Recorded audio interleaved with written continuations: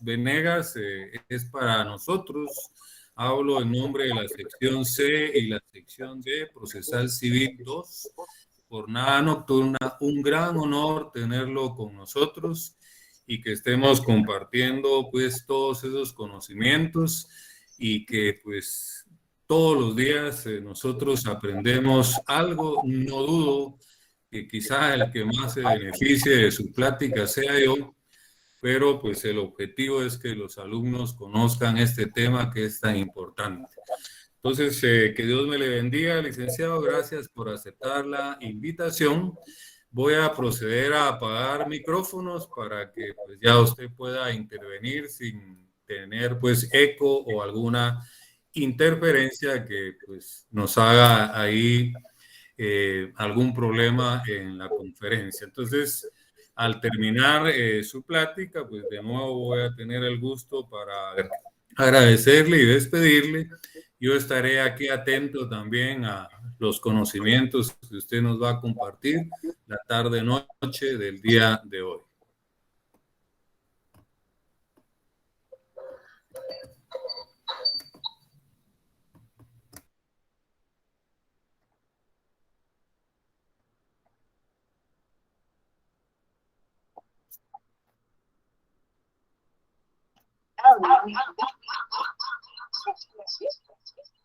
Muchas gracias por la presentación, estimado maestro Orellana. Quisiera en primer lugar verificar si realmente están recibiendo la imagen y el sonido. Si, para que hagamos una pequeña prueba de sonido y de imagen, ¿se me confirma? Sí, licenciado, se oye muy bien. Excelente. Muchísimas gracias. Perfecto. Les agradezco entonces a todos, especialmente al doctor Orellana, por haberme invitado para que me permita compartir un poco algunas pláticas sobre este interesante tema y que les sea de utilidad. Vamos a entrar en materia para que aprovechemos al máximo el tiempo y como decía el querido amigo, el maestro Orellana, al final de la conferencia, si ustedes tienen alguna duda, será un verdadero placer que intercambiemos por ahí. Vamos a hablar un poco del arbitraje.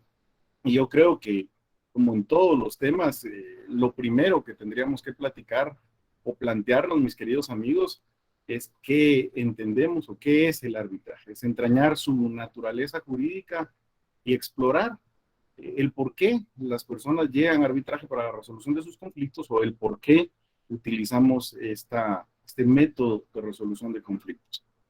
Para entender el arbitraje, yo creo que es importante que entendamos, imagino que ustedes ya en el desarrollo del curso han visto que el derecho procesal civil en esencia se trata de la resolución de conflictos. Cuando hablamos de las normas procesales, son normas que nos sirven como un instrumento para alcanzar un fin muy concreto, que es la resolución de los conflictos. En este caso, de los conflictos civiles y bueno, también los conflictos mercantiles, porque en nuestro caso aún los tribunales pues comparten esta jurisdicción civil y mercantil. Cuando en una sociedad surgen conflictos, eso es constantemente, básicamente el ser humano es, digamos, por naturaleza social y por la propia naturaleza de la convivencia en sociedad, esto implica el surgimiento inevitable de diferencias, de conflictos. Hay básicamente dos formas en que las partes pueden resolver esos conflictos. Una es, pues, ellos mismos resolverlos. Esto es lo que le llamamos la autocomposición, y yo en este esquema se las dividí de dos maneras. En la autocomposición hay una forma civilizada de resolver los conflictos, hablando, discutiendo y buscando una solución de común acuerdo, pacíficamente. Y el Estado acepta este tipo de soluciones. Cuando dos personas tienen conflictos, digamos, en el caso de civil, que serían conflictos sobre bienes o conflictos sobre contratos, o en el caso del derecho mercantil, conflictos de contratos mercantiles, pues si ellos pacíficamente llegan a algún arreglo, suscriben una transacción, suscriben algún acuerdo y el Estado acepta y tutela este tipo de soluciones autocompositivas. El problema con los seres humanos es que cuando ya ha surgido un conflicto, es muy difícil que las partes logren solucionarlo pacíficamente. Normalmente, cuando ha surgido un conflicto, las partes terminan solucionándolo de forma violenta, de forma agresiva. La historia nos demuestra que incluso pequeños conflictos mal resueltos, mal llevados, pueden llevar incluso a guerras a nivel mundial, ¿verdad? Esto sí está expresamente prohibido por el ordenamiento jurídico. El ordenamiento jurídico pretende que tengamos una convivencia civilizada, de tal cuenta que el derecho no permite que las personas resuelvan sus conflictos de forma violenta. De hecho, sanciona la violencia incluso cuando sea para la resolución de conflictos. Esto normalmente, si alguien ha incumplido un contrato y la otra parte lo que hace es buscar una solución violenta y le provoca lesiones o le termina incluso matando, eso va a provocar pues un proceso penal donde el Estado buscará imponer algún tipo de pena para resocializar a esa persona o para reencauzar el derecho. De tal forma que el problema o el gran problema de la autocomposición es que si las partes no llegan a un acuerdo pacífico, terminará terminando en una solución o en una, digamos, en una disputa con violencia. Por eso, lo que hace el Estado es ofrecerle una alternativa a las personas. Cuando haya surgido un conflicto en el cual ustedes no puedan solucionarlo pacíficamente, tienen la obligación de someterlo a un órgano jurisdiccional, a un órgano del Estado al que se le inviste de una potestad que llamamos jurisdicción, que implica una serie de atribuciones o de potestades o facultades que se le confieren al juez o al tribunal, para que luego de escuchar a las partes de forma imparcial, de forma objetiva y de recibir las pruebas correspondientes, pueda resolverlo mediante una sentencia.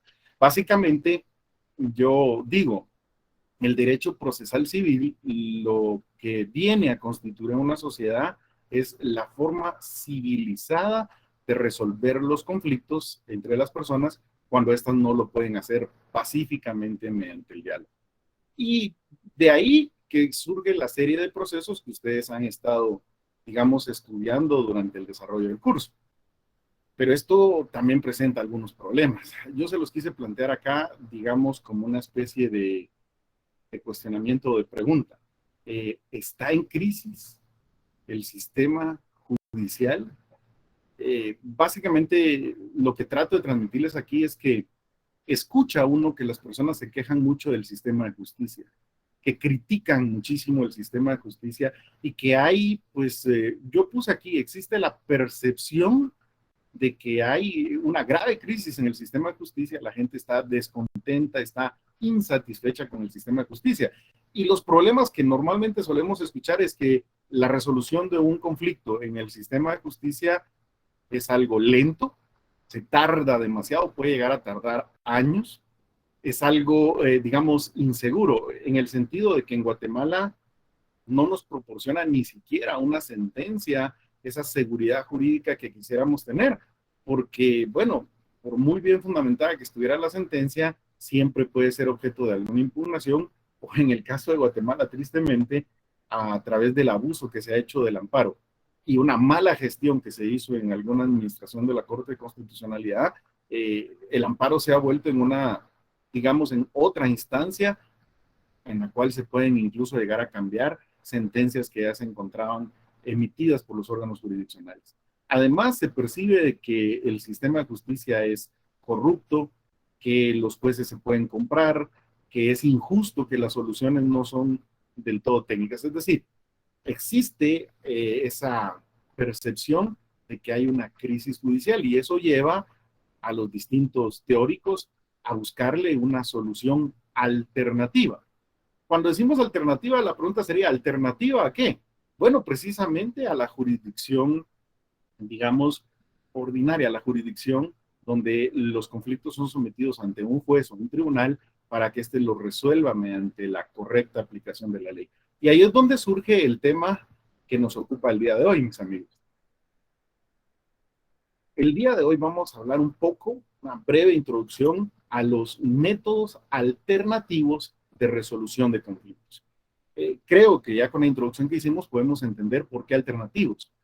Aquí las partes tienen un conflicto, no pueden solucionarlo ellos voluntariamente pacíficamente mediante el diálogo y desean acudir a un tercero, pero cuidado, no quieren acudir al órgano jurisdiccional porque lo ven o muy lento o inseguro o no satisface por completo la necesidad de justicia que ellos tienen. Y entonces se busca alguna solución alternativa. Básicamente, en nuestro medio se habla de 3 métodos alternativos para la resolución de conflictos: la conciliación, la mediación y el arbitraje. En algunos casos agregan un cuarto como la negociación. Yo me voy a quedar con estos 3 que son los tradicionales. En algunos libros o algunos autores ustedes encontrarán que solo menciona 2, porque la conciliación y la mediación la toman como sinónimos. De hecho, yo les propongo algo. Hablemos de arbitraje, desarrollemos el tema de arbitraje y de último hagamos algunas consideraciones o reflexiones sobre la conciliación y la mediación. Y ya con lo que hemos o habremos visto sobre el arbitraje, creo que podemos diferenciar mejor cada uno de estos métodos alternativos de resolución de conflictos. De esa cuenta que me voy a concentrar en el tema para el cual me han hecho el honor de invitarme el día de hoy, que es el arbitraje. Y desde ya podemos decir que es. El arbitraje, su naturaleza, su esencia, se trata de un método alternativo de resolución de conflictos. Recuerden por qué alternativo. Es un método alternativo porque ha surgido un conflicto entre las partes. Sin embargo, estas, en lugar de acudir al órgano jurisdiccional, pues básicamente buscan la solución de otra manera. ¿Y cuál es esa otra manera? Bueno, en nuestro caso, lo que hacen las partes es someter el conflicto que tienen al conocimiento de un tribunal de arbitraje. Voy a hacer una pausa aquí con la palabra tribunal. Tienen que tener mucho cuidado en este caso. La palabra tribunal, realmente su origen, ¿verdad? Tiene que ver con la conformación de un órgano donde hay varias personas que deliberan para tomar una decisión. Pero actualmente, y en nuestro medio, la palabra tribunal, digamos que nos orienta a pensar que se trata de un órgano jurisdiccional, de un órgano al cual el Estado le ha dado esa potestad de administrar justicia y que pertenece al organismo judicial. Y aquí voy a hacer yo la acotación. En el caso del arbitraje, aunque se llama tribunal de arbitraje, realmente este órgano no ejerce jurisdicción, en el sentido de que el Estado no le da la potestad de juzgar, sino que las partes de común acuerdo someten el conocimiento y resolución del conflicto que tienen a este órgano. No pertenece al organismo judicial y por lo tanto no posee todas las poderes o facultades que la jurisdicción implica, porque sus miembros realmente no son jueces, no son magistrados, son árbitros, y vamos a desarrollar un poquito más esa idea. De momento quedémonos en que las partes deciden someterlo a un órgano que se llama tribunal. Yo eso de tribunal lo voy a poner imaginariamente entre comillas para decir que básicamente se trata de un órgano privado conformado por árbitros que las partes consideran que son imparciales y objetivos. Y esto es muy importante. La eficacia del arbitraje como método de resolución de conflictos radica en la confianza que las partes tengan a el centro de arbitraje, al tribunal de arbitraje, donde consideren que los árbitros que ahí se encuentran y que son designados por las partes, pues tienen precisamente esa imparcialidad y objetividad que requieren.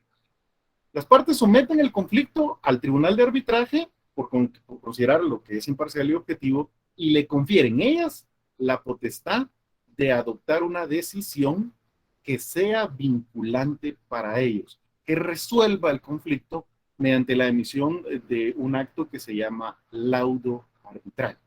Yo creo que la definición está muy clara, traté de simplificarla al máximo y sin embargo les transcribí aquí también otro par de definiciones doctrinarias. Si se dan cuenta, la doctrina va más o menos por el mismo sentido.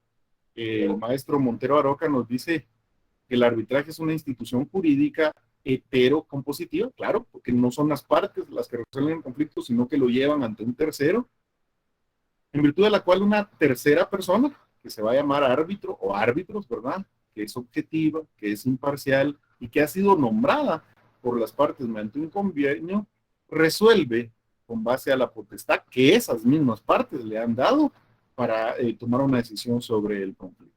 Más o menos en el mismo sentido, usted encuentra todas las definiciones doctrinales.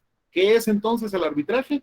Es un método alternativo de resolución de conflictos, donde dos partes tienen un conflicto civil o mercantil, conflicto por un contrato que celebraron y que consideran que alguna vez no cumplió, un conflicto sobre sus bienes, un conflicto sobre algún contrato mercantil, y deciden que el conflicto que tienen entre ellos no lo van a llevar a la jurisdicción, no lo van a llevar ante un juez para que sea el juez el que lo resuelva, sino que han decidido someterlo al conocimiento y resolución de un órgano que le vamos a llamar Tribunal de Arbitraje. ¿Qué ventajas posee el arbitraje? Aquí voy a hacer un poco una pausa.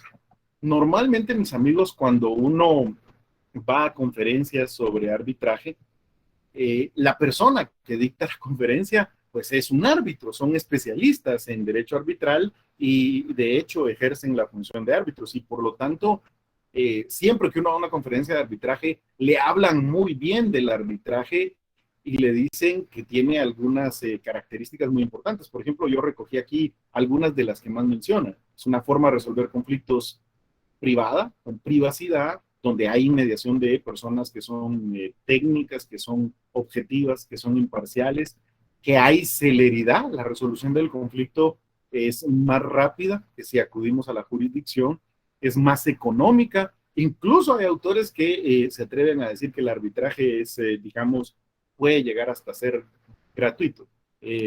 También nos dicen en la doctrina que el arbitraje para el sistema de justicia puede ser un gran descongestionador. Es decir, una de las grandes ventajas que representa el arbitraje, ya no visto desde el punto de vista de las partes, sino del sistema de justicia, es que mientras más conflictos sean sometidos a arbitraje, menos juicios van a ser sometidos ante los jueces y los tribunales.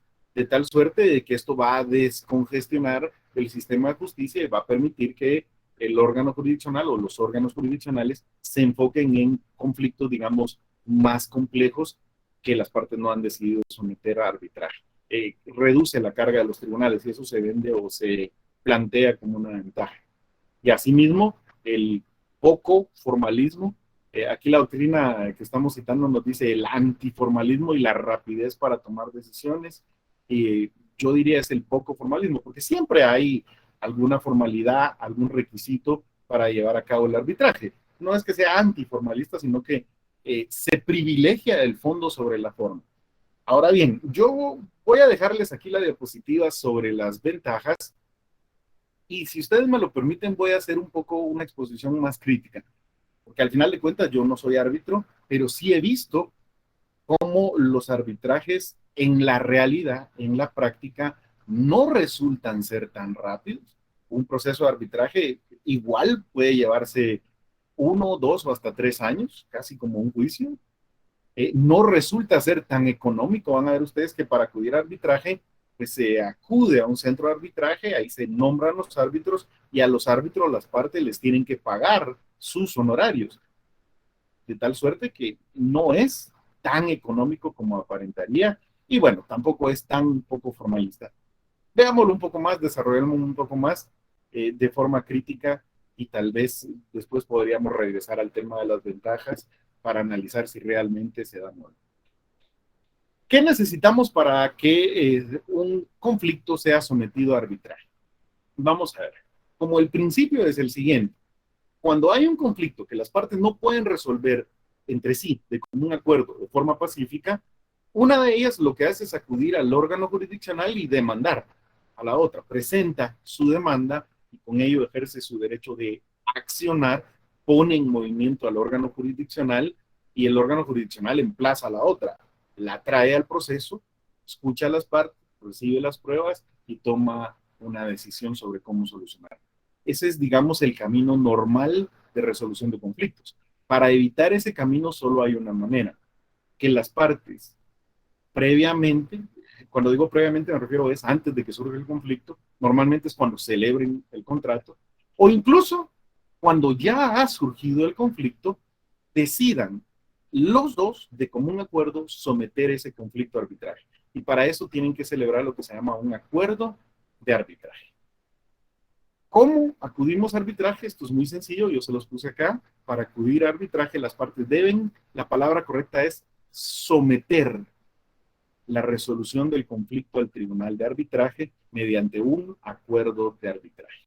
El artículo 4 de la ley de arbitraje, de nuestra ley de arbitraje, establece que el acuerdo de arbitraje, o también acuerdo, le podemos llamar simplemente, es aquel convenio, aquel acuerdo por virtud del cual las partes deciden someter a arbitraje todas o ciertas controversias que han surgido, o sea, puede ser que ya hayan surgido o que puedan surgir en un futuro entre ellas respecto a determinada relación jurídica, que puede ser de un contrato o puede ser que no surja de un contrato. Muy interesante que nuestra ley establece que ese acuerdo de arbitraje se puede presentar de dos maneras. En el artículo 10 de la ley de arbitraje nos indica que el acuerdo de arbitraje se puede o se debe celebrar por escrito. O sea, por eso les decía que no es antiformalista. Es poco formalista, pero por ejemplo aquí tenemos una formalidad que es esencial. El acuerdo de arbitraje solo es válido si se celebra por escrito y puede adoptar la fórmula de un compromiso arbitral o de una cláusula compromisoria. La diferencia es muy sencilla. Cuando hablemos de una cláusula compromisoria, vamos a tener, digamos, un contrato. Pensemos que las partes celebran un contrato mercantil de suministro de mercadería por un plazo de 3 años.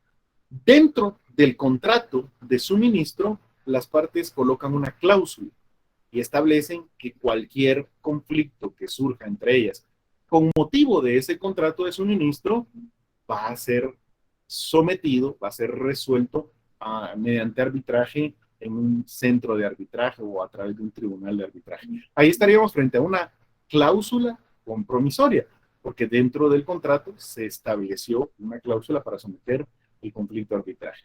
Pero hay ocasiones en que las partes deciden hacerlo, digamos, de manera independiente. A manera de ejemplo, digamos que estas partes, estas dos personas, celebraron ya un contrato de suministro y que de hecho ya tienen un año de estar prestando el servicio de suministro cuando surge un conflicto entre ellos. Y en el contrato no hay cláusula compromisoria, no lo habían sometido a arbitraje. Pero antes de acudir a tribunales, una de ellas le propone a la otra, le dice, mire, como tenemos un conflicto acá que no podemos resolver nosotros de común acuerdo y de forma pacífica, sometámoslo a arbitraje. Y la otra está de acuerdo y acepta ese sometimiento a arbitraje, ellos pueden redactar un documento con el único fin de someter ese conflicto que ha surgido entre ellos a un tribunal de arbitraje. Ahí estaríamos ante un compromiso arbitral, ya que es, digamos, independiente al contrato. Eso sí, el artículo 10 establece que eso tiene que constar por escrito. Puede ser en un documento firmado, o sea, por escrito entre las partes. Puede ser mediante un intercambio de cartas. Yo envío una carta y la otra parte me contesta aceptando el convenio de arbitraje. Puede ser mediante telex, todavía contemplada nuestra ley de esta forma, telegramas, telefax, o cualquier otro medio de comunicación por correo electrónico, o cualquier medio de comunicación que deje constancia de ese acuerdo, pero eso sí, tiene que ser por escrito. Y muy importante, según el numeral tercero de ese artículo 10, si el contrato que las partes celebraron es un contrato mediante formularios, que eso es bien común en el derecho mercantil, o mediante pólizas, y contiene un acuerdo de arbitraje, es necesario que en el contrato se incorpore con caracteres destacados, claros y precisos una advertencia que indique este contrato incluye un acuerdo de arbitraje. Si no se coloca esa advertencia, no puede ser válido ese acuerdo de arbitraje cuando se inserta, digamos, en un contrato mediante formularios. Entonces las partes celebran este acuerdo de arbitraje y cuando surge el conflicto entre ellos, simple y sencillamente toman el acuerdo de arbitraje y acuden a un tribunal de arbitraje en la forma que vamos a ver más adelante. Sin embargo, antes de irnos a eso, quisiera comentarles que puede ser que a pesar de la existencia del acuerdo de arbitraje, una de las partes decida obviar el acuerdo que hay entre ellas. no quiera cumplir el acuerdo de arbitraje que hay entre ellas y decida de todos modos presentar su demanda ante los tribunales. Va y presenta su demanda en el juicio sumario mercantil. Cuidado acá. Si las partes ya habían suscrito un acuerdo de arbitraje y una de ellas demanda a la otra en la jurisdicción ordinaria, digamos, la otra parte debe plantear la excepción de incompetencia y decirle al juez, usted es incompetente para conocer este asunto porque entre nosotros hay un acuerdo de arbitraje. Por lo tanto, debe inhibirse de conocer, usted no puede conocer y debe remitirlo al tribunal de arbitraje, que las partes acuden al tribunal de arbitraje. Esto según el artículo 11 de la ley de arbitraje de Guatemala. Si la parte que ha celebrado un acuerdo de arbitraje es notificada de la demanda y no plantea la excepción de arbitraje, mucho cuidado.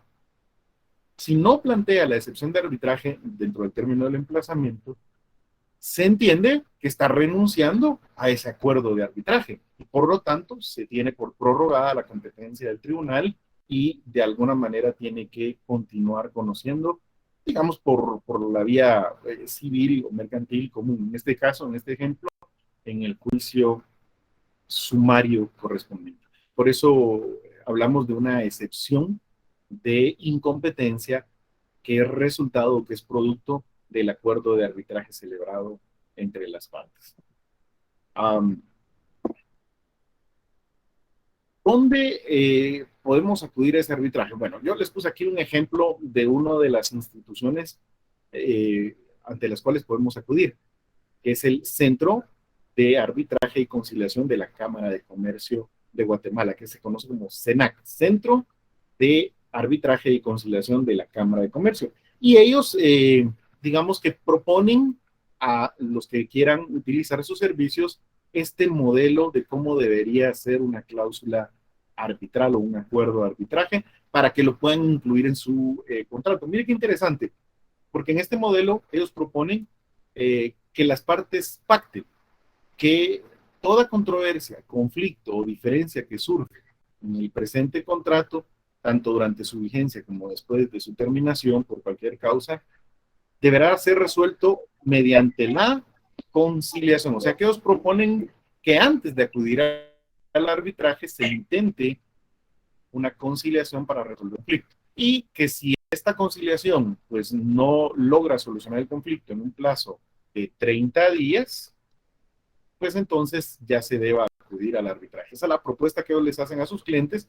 Claro, la cláusula de arbitraje bien puede obviar eso. Por ejemplo, yo les coloqué acá otro ejemplo de un acuerdo de arbitraje, donde en este caso, en otro de los centros de arbitraje que hay en Guatemala, que es el Centro de Arbitraje y de Resolución de Conflictos de la Cámara de la Industria, es el que se conoce como CRECIC, Centro de Resolución de Conflictos de la Cámara de la Industria. Ellos proponen que en la cláusula directamente sea sometido a arbitraje cualquier controversia que surja entre las partes. Pues bien, celebrado ese acuerdo de arbitraje, tenemos que acudir al tribunal de arbitraje, con la salvedad de que si alguna de las partes no lo respeta y acude a la jurisdicción ordinaria, pues la otra tendrá que excepcionar de incompetencia para lograr que esto sea respetado, este acuerdo de arbitraje. Cuando acudimos al arbitraje, la primera pregunta sería, bueno, ¿y a qué clase de arbitraje vamos a acudir? Hay muchísimas clasificaciones de arbitraje, pero yo les traje como que las tres que me parecen más importantes, que de alguna manera las recoge nuestra ley de arbitraje. En primer lugar, el arbitraje puede ser, por el origen que tienen cada una de las partes, un arbitraje nacional o un arbitraje internacional. ¿Cuál es la diferencia? Bueno, en el arbitraje nacional, las dos partes que han sometido a el arbitraje, el conflicto que tienen, ambas tienen su domicilio en Guatemala. Y por lo tanto, al someterse al arbitraje, ese sería un arbitraje nacional. Mientras que en el arbitraje internacional, alguna de las partes tiene su domicilio fuera de Guatemala. Incluso puede ser que las dos partes tengan su domicilio fuera de Guatemala, pero deciden que en caso de que surja una contienda, un conflicto entre ellos, lo van a resolver mediante arbitraje acá en Guatemala. Ese sería un arbitraje internacional. Y es importante porque si lo someten al arbitraje aquí en Guatemala, se rige por las reglas de Guatemala, aunque las dos partes tengan su domicilio fuera de Guatemala.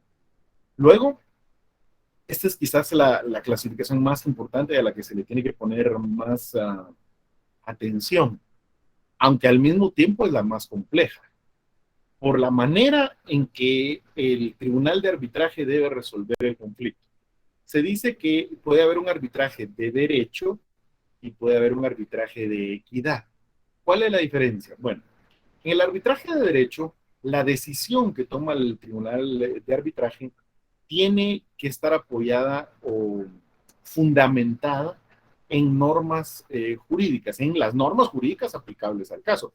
Vaya, es más o menos la obligación que tenemos todos los jueces y magistrados. Cuando un juez o cuando un magistrado resuelve un caso, no lo puede resolver conforme lo que él crea que es justo, sino que el juez tiene que resolverlo mediante la aplicación de la ley que sea concerniente al caso concreto. Eso es un arbitraje de derecho y que además es el, digamos, más común o más aplicado. Pero también en el arbitraje se puede decidir que la decisión que tomen los árbitros no tenga que estar, digamos, forzosamente emitida conforme a las normas jurídicas que rigen el caso, sino que se le dé la libertad al árbitro para que resuelva según su leal saber y entender. E incluso se le autoriza para que no tenga que motivar su decisión o indicar por qué motivos toma la decisión. Esto es uno de los puntos más criticados o más difíciles de tratar en el arbitraje, porque nuestra mente de abogado siempre nos dice, no, la resolución tiene que ser conforme a la ley. Y lo más importante, obviamente la resolución no podría ser contraria a la ley, no puede ser que violente normas jurídicas de derecho público. Pero como ustedes van a ver en el arbitraje, los conflictos que se someten a arbitraje son conflictos de derecho privado, donde las partes tienen, digamos, la libertad de disponer sobre esos derechos. Y en esa libertad que tienen, esa autonomía de la voluntad que tienen para disponer de esos derechos, someten su conflicto al tribunal de arbitraje y le facultan al tribunal para que luego de escuchar a las partes, el tribunal tome la decisión que le parezca al árbitro o a los árbitros la más justa, lo más adecuado, sin necesidad de que tenga que irse a leer las leyes aplicables al caso. El árbitro básicamente escucha a las partes y dice, aquí lo justo, la solución adecuada es esta. No se estaría violentando la ley porque, insisto, los derechos o los asuntos que pueden ser sometidos al arbitraje son solamente aquellos donde las partes tienen libre disposición y eso básicamente impide de que se violente la ley porque las partes pueden disponer de esos derechos. Ahí tenemos entonces el arbitraje de derecho y el arbitraje de equidad, que quizás es la clasificación que más problemas o más comentarios merece. Por la manera en la que se conforma el tribunal de arbitraje y el procedimiento que se tiene que seguir, esto es muy interesante, se dice que puede haber un arbitraje ad hoc, que casi no lo vemos en Guatemala, y un arbitraje institucional, que es lo que más vemos en Guatemala. En el arbitraje institucional, lo que ocurre es que hay un centro que se dedica específicamente al tema del arbitraje. Hay una organización permanente para conocer el arbitraje. Y esta organización, pues ahí tiene un listado de los árbitros que podemos seleccionar y tiene reglamentado un procedimiento que se tiene que seguir para la resolución de los conflictos.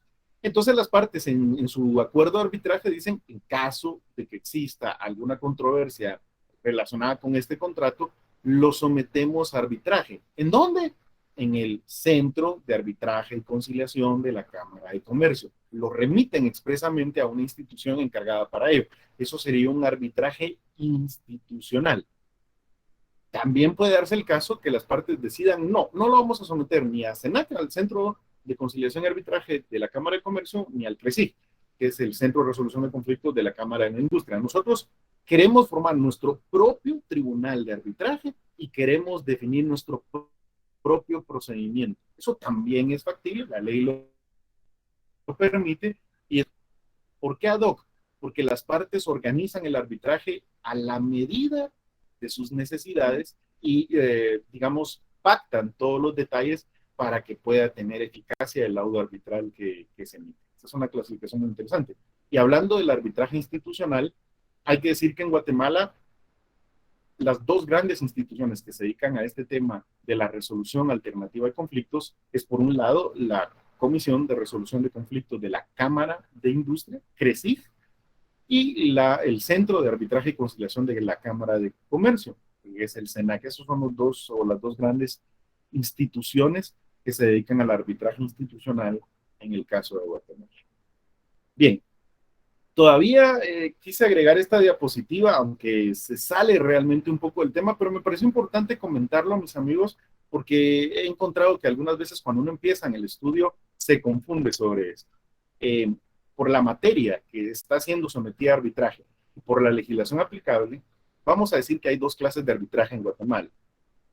Está el arbitraje civil y mercantil, que es del que estamos hablando hoy en día, del que estamos, la conferencia del día de hoy se trata sobre este arbitraje civil y mercantil.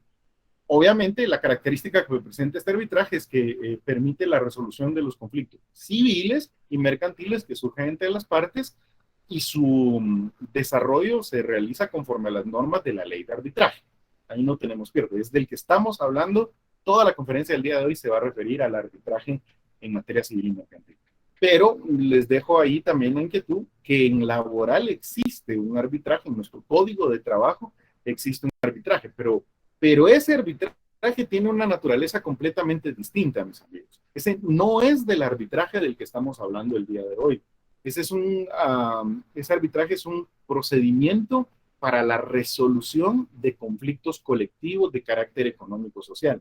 Ese es un tema totalmente distinto. Nada de lo que veamos el día de hoy le aplica al arbitraje en materia laboral. El arbitraje en materia laboral hay que estudiarlo aparte y hay que estudiarlo en derecho colectivo, cuando uno estudia los conflictos colectivos, sobre todo los de carácter económico-social, porque eso es un procedimiento para la resolución de esos conflictos. Bien, ya decidimos someter arbitraje en nuestro conflicto, ya sabemos qué clases de arbitrajes hay, y me parece importante que ustedes comprendan que no todo puede ser sometido a arbitraje. ¿Qué asuntos se pueden someter a arbitraje? Ahí van a tener que hablar, me salté la diapositiva, no se las coloqué acá, pero lo podemos leer de la ley, no hay problema. Ahí van a tener que enfocarse, mis queridos amigos, en el artículo 3 de la ley en materia de arbitraje. Y es muy importante, por eso yo le voy a dar lectura. Materia objeto de arbitraje. La presente ley se aplicará en todos aquellos casos en que la controversia verse sobre las materias en las que las partes tengan libre disposición conforme a derecho.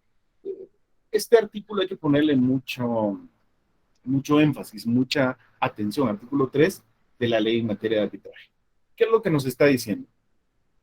El arbitraje del que estamos hablando es un arbitraje que se utiliza como un método de resolución de conflictos civiles o mercantiles, por lo que solo se pueden someter a arbitraje aquellos asuntos en los que la ley le da la posibilidad a las partes, a los particulares, de poder decidir sobre ellos. La ley le da la facultad a las partes de decidir sobre sus bienes, le da la posibilidad de decidir sobre sus derechos, pero, por ejemplo, no le da a las partes, digamos, el derecho de decidir sobre los requisitos para la validez de un negocio jurídico. Si el conflicto que ha surgido, por ejemplo, mis amigos, se refiere a si un negocio jurídico es válido o es nulo, eso las partes no pueden decidirlo voluntariamente, no es algo que la ley les dé libertad de negociación. Yo no puedo decir el contrato va a ser válido aunque la otra parte no lo acepte. La ley establece los requisitos esenciales de un negocio jurídico y sobre eso yo no tengo potestad o libertad para decidir. Por lo tanto, ese asunto no puede ser sometido a arbitraje. La ley, por ejemplo, no me da libertad para que yo decida el procedimiento para constituir una sociedad mercantil. Por lo tanto, si se discute que no se siguió todo el procedimiento para constituir una sociedad y que esa sociedad es nula, eso no puede ser sometido a arbitraje, porque es algo sobre lo que yo no tengo potestad para decidir, libertad para decidir. Entonces hay que ponerle mucha atención a ese artículo 3. Ya decidimos que vamos a someter a arbitraje, ya sabemos qué clases de arbitrajes hay. Ahora tenemos que hablar un poco sobre el tribunal de arbitraje. Tribunal entre comillas. ¿Por qué entre comillas? Bueno, vamos a ver. Según la ley, las partes pueden determinar libremente el número de árbitros. Mire cómo es esto del arbitraje. Por ejemplo, nosotros en un contrato podríamos celebrar un acuerdo de arbitraje y decir, si surge alguna controversia relacionada con este contrato, vamos a someterlo a arbitraje y el tribunal de arbitraje va a estar integrado por 5 árbitros. Está dentro de nuestra libertad de decidir. O va a estar integrado por 3 árbitros. O va a estar integrado solo por un árbitro. Las partes tienen esa libertad de decidir. Eso sí, si no acuerdan el número de árbitros, pues la ley da algunas reglas. Por ejemplo, en aquellos casos en que no hay acuerdo, la ley dice que el número va a ser de 3 árbitros, salvo en controversias que no excedan de 50,000 quetzales, en los cuales el número de árbitros va a ser simple y sencillamente 1. También hay reglas en el reglamento de cada uno de los centros de arbitraje. Por ejemplo, mire qué interesante en el reglamento de esa comisión de resolución de conflictos de la Cámara de la Industria. Establece en su artículo 3 de ese reglamento que el tribunal de arbitral se puede integrar por un único árbitro o por 3. Si usted somete arbitraje en ese centro de arbitraje, ese tribunal solo puede estar integrado por 1 o por 3. No hay posibilidad de integrarlo de otra manera en ese centro de arbitraje. En otros centros de arbitraje puede ser que el reglamento permita que el tribunal tenga 5 o 7 árbitros, pero en ese centro de arbitraje el tribunal solamente puede estar integrado por 1 o por 3. O, por ejemplo, en el CENAC, en el Centro de Conciliación y Arbitraje de la Cámara de Comercio, se establece que solo si las partes no hubieran convenido nada en contrario, porque aquí nuevamente, si las partes convinieron algo, pues entonces se respeta lo que las partes hayan pactado. Pero si no convinieron algo, entonces el tribunal se integrará con 3 árbitros. Quiero que noten algo. El arbitraje es un procedimiento en el que incluso se permite que las partes decidan cuántos árbitros van a existir. ¿Qué requisitos tienen que tener los árbitros? Pues básicamente el artículo 14 establece que tienen que tener independencia y objetividad, regulado, digamos, de distintas formas. De hecho, tiene que hablarse de si se necesita ser abogado o no. Según la ley, eso no es un requisito para ser árbitro. Ahora, cuidado. Hay algunos reglamentos, por ejemplo, en el artículo 28 del CENAC. En ese reglamento establece que en los arbitrajes de derecho, los árbitros solo pueden ser abogados, pero en los arbitrajes de derecho, porque en los arbitrajes de equidad, los árbitros podrían ser personas que no sean abogadas, pueden tener alguna otra profesión. De hecho, es como muy lógico que si, por ejemplo, yo tengo un conflicto por la celebración de un contrato de obra, donde lo que habíamos pactado es que se iba a construir un edificio y el conflicto consiste en que yo no estoy de acuerdo, digamos, con la calidad de la obra, pues sería como muy lógico que el tribunal de arbitraje estuviera integrado por alguien que sepa de construcción, ¿no? Digamos, uno de los árbitros pudiera ser un ingeniero o un arquitecto, porque tiene precisamente el conocimiento necesario para tomar esas decisiones. En similar sentido, en el reglamento de CRESIC se establece que en los arbitrajes de derecho, si el tribunal de arbitraje está conformado por 3, por lo menos 2 tienen que ser abogados y uno podrá ser que no sea abogado, etcétera. Yo quiero que vean que hay mucha flexibilidad en la conformación del tribunal. Por aquí les copié en la página de internet de estos 2 centros, ustedes encuentran el listado de los árbitros que ellos tienen. Hay un proceso de selección y se busca que llenen ciertos requisitos que garanticen su profesionalismo, su objetividad, su independencia. Y entonces cuando ya surge el conflicto y las partes lo someten a arbitraje, el centro les dice, bueno, elija cada uno de ustedes uno de los árbitros y les dan el listado y usted puede elegir a cualquiera de ellos. Y el centro nombra el tercer árbitro para que exista esa independencia y esa objetividad. Y claro, siempre está la posibilidad de alguna manera de poder recusarlos o plantear excusas de los árbitros. Procedimiento de arbitraje, vamos a ver. Yo creo que cuando uno estudia Derecho Procesal Civil, el mayor énfasis lo hace en la forma. Cuando uno estudia, por ejemplo, el juicio ordinario, mis amigos, uno se enfoca mucho en los requisitos que debe llenar la demanda, el plazo que se tiene que cumplir para emitir la resolución de trámite y los requisitos de esa resolución. Luego, cómo se debe hacer el emplazamiento, el plazo del emplazamiento, las actitudes que pueden tomar las partes. Y al final, estudiar procesal civil y muchas veces termina siendo como el mayor esfuerzo es aprendernos ese esquema, ese procedimiento que se debe seguir para la resolución de los conflictos en el juicio ordinario. Aquí en arbitraje eso se considera, digamos, secundario. En arbitraje se trata o se quiere enfocar que lo más importante aquí es la resolución del conflicto. Por eso es que al procedimiento no le dan tanto énfasis. Claro, no quiere decir que no sea importante o que no existan normas. De hecho, yo les puse aquí en una diapositiva varias normas que establece la ley de arbitraje sobre el trámite del arbitraje. Por ejemplo, claramente establece que primero tiene que haber un acuerdo de arbitraje, que el arbitraje se inicia cuando se presenta una solicitud de arbitraje a uno de los centros correspondientes y con la solicitud de arbitraje se tiene que acompañar la demanda de arbitraje, se le hace, digamos, el llamamiento, el requerimiento al demandado. Luego viene una fase muy interesante donde cada una de las partes designa su árbitro y de alguna manera se permite que la otra parte pueda recusar para depurar ese listado de árbitros. Cuando ya se hizo esa depuración, se instala el tribunal de arbitraje, se le da la oportunidad al demandado de contestar la demanda, está la posibilidad de la incompetencia, que ya hablamos de ella, hay una audiencia de conocimiento de hechos, se reciben las pruebas y se emite el laudo arbitral. Ahora, no quiero que esto lo vayan a ver como que este es el esquema de arbitraje, no. Estas son algunas reglas que contiene nuestra ley de arbitraje sobre cómo se tienen que desarrollar cada una de esas etapas. Porque vamos a ver cómo se los plantea. Cada centro de arbitraje puede emitir su propio reglamento y en cada reglamento pueden hacer su propio procedimiento.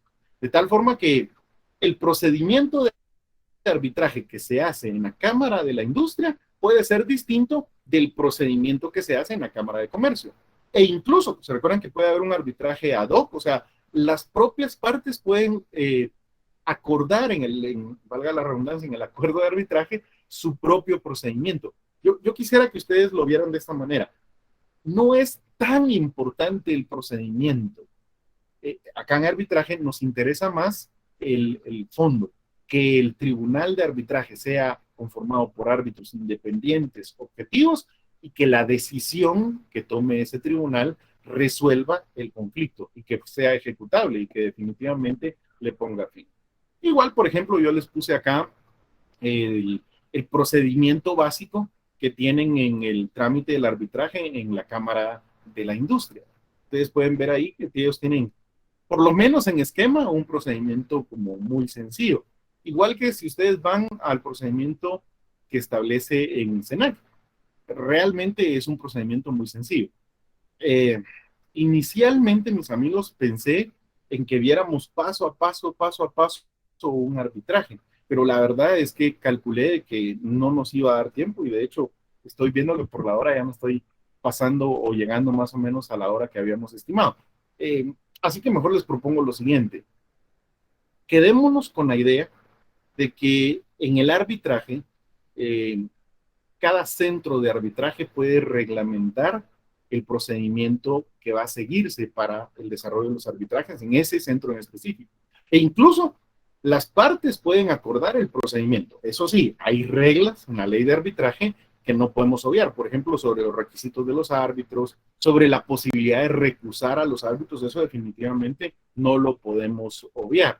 Pero de alguna manera, digamos que aquí no es tan importante aprenderse el esquema o los pasos del arbitraje, porque eso puede variar de un centro a otro o incluso de un arbitraje a otro, ¿verdad? Si ustedes quisieran profundizar más y el maestro Orellana lo considera oportuno, yo les propondría que pudiéramos tener una segunda charla ya con un estudio de caso, donde ya podemos ver un arbitraje en concreto y cómo se desarrolló ese arbitraje. Por ejemplo, yo les puse aquí un caso real, para que veamos si realmente es tan rápido y tan económico como decían en las características. Fíjense que en este caso que yo les tengo acá, la solicitud de arbitraje fue presentada el 4 de octubre del 2019. El laudo fue emitido el 2 de febrero del 2021. O sea que estamos hablando que ese arbitraje en concreto duró poquito más de un año, más o menos 14 meses. Plantearon revisión en el mismo mes de febrero, el 23 de febrero del 2021, y la resolución de esa revisión se emitió en julio del 2021, de tal forma que todo el desarrollo de ese arbitraje en concreto duró casi los 2 años. ¿Y en costo qué tan económico fue? Bueno, quizás en el ejemplo que yo tengo acá es difícil valorarlo porque era un arbitraje por un monto muy grande. Aquí en este arbitraje se estaban, digamos, peleando o el litigio ascendía a 80 millones de quetzales. Y de hecho fue condenado el demandado al pago de 80 millones de quetzales. Y el centro de arbitraje, CENAC, oiga bien, cobró, estos son gastos administrativos, $129,531. Entonces, más o menos 1 millón de quetzales de gastos administrativos. Aparte, está el tema de los honorarios que se le pagaron a los abogados de las partes, como costas, digamos, que ascendieron a 6 millones de quetzales. De tal suerte que al demandado acá, ese arbitraje le salió en costos un poquito más de 7 millones de quetzales. Claro, la demanda era grande y la condena, de hecho, fue grande de 80 millones. Pero para que nos hiciéramos alguna idea, creo que podría ser útil si hiciéramos un estudio de caso y fuéramos viendo paso a paso cómo se dio un arbitraje. Pero con la salvedad, mis amigos, de que el procedimiento no es tan importante en el arbitraje porque varía de centro a centro. Lo que sí vale la pena es que hablemos un poco de las impugnaciones, porque al final de cuentas, yo digo, una de las mayores críticas que se hacen a los procesos judiciales es que se tardan mucho. Y a mí me da mucha risa porque los que critican normalmente eso son abogados que son ellos mismos los que entorpecen el desarrollo del proceso con el planteamiento de recursos muchas veces frívolos o improcedentes. Entonces, gran parte de lo que detiene el desarrollo de un proceso es las impugnaciones. ¿Qué es lo que pasa en arbitrajes con este tema? Fíjese, pues, durante todo el desarrollo del arbitraje, la ley de arbitraje no permite que las partes impugnen como tal las resoluciones. O sea, no hay recursos durante el desarrollo del arbitraje, no hay nulidad, no hay aclaración, ampliación, revocatoria, apelación, no hay recursos. El artículo 7 lo que establece es que cuando uno considera que el tribunal de arbitraje no está cumpliendo con las funciones que le establece la ley o el reglamento, lo que tiene que hacer es una protesta o una objeción de eso. El tribunal revisa nuevamente su actuación y la puede cambiar, pero digamos que no es como en el proceso normal, donde cada resolución que emite el órgano jurisdiccional, las partes pues pueden impugnarla. Y eso es lo que vuelve muchas veces a los procesos muy tardados. ¿Qué sí podemos impugnar? Podemos impugnar el laudo arbitral que emita el tribunal de arbitraje. ¿Cómo lo podemos impugnar? Solamente hay un recurso y ese recurso se llama revisión. Ese recurso está en el artículo 43 de la ley de arbitraje y establece que los laudos arbitrales solo pueden ser impugnados mediante revisión y la revisión la conoce una sala de la Corte de Apelaciones. Muchas veces, como conoce una sala de la Corte de Apelaciones, los abogados se confunden y piensan que la revisión es una apelación, pero cuidado, la revisión no es una apelación, porque no podemos impugnar el laudo por cualquier motivo que consideremos que nos agravia.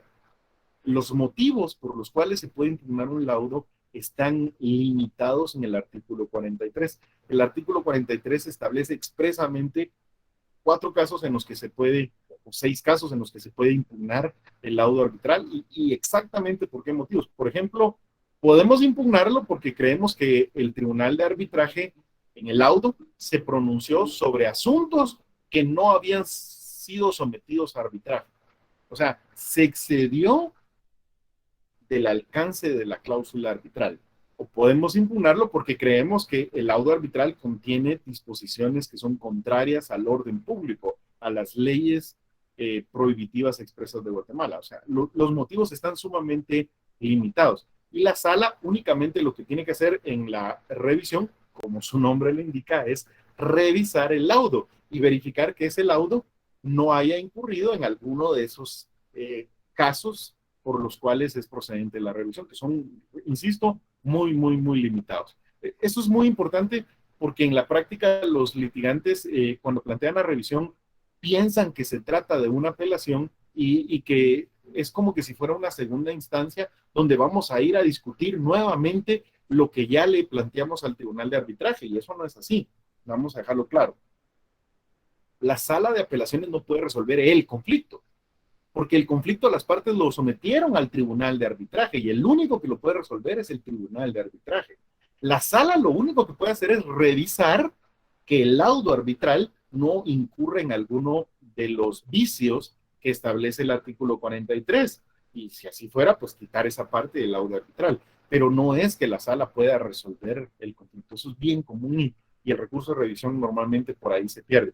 Y algo muy interesante, mientras la sala está conociendo el recurso de revisión, las resoluciones de la sala, todas, las de forma, las de fondo, los decretos, los autos, las sentencias, todas las resoluciones que la sala va emitiendo no pueden ser impugnados por ninguna vía. Eso agiliza mucho el trámite de los recursos de revisión y eso vuelve muy expedito también el tema de los arbitrajes. ¿Costos? ¿Qué tan caro es el arbitraje? Bueno, yo creo que mejor les pongo aquí una parte del arancel. Por ejemplo, en la Cámara de la Industria nos dice que cuando sometemos arbitraje en un conflicto, le tenemos que pagar una tarifa administrativa al centro de resolución de conflictos de la Cámara de la Industria. Tenemos que pagarle los honorarios a los árbitros y también al secretario del Tribunal de Arbitraje. Tenemos que pagar los honorarios de los profesionales que intervengan, los abogados de las partes, de los peritos, de los expertos. Y para esos pagos hay un arancel y depende del monto de lo que se esté litigando.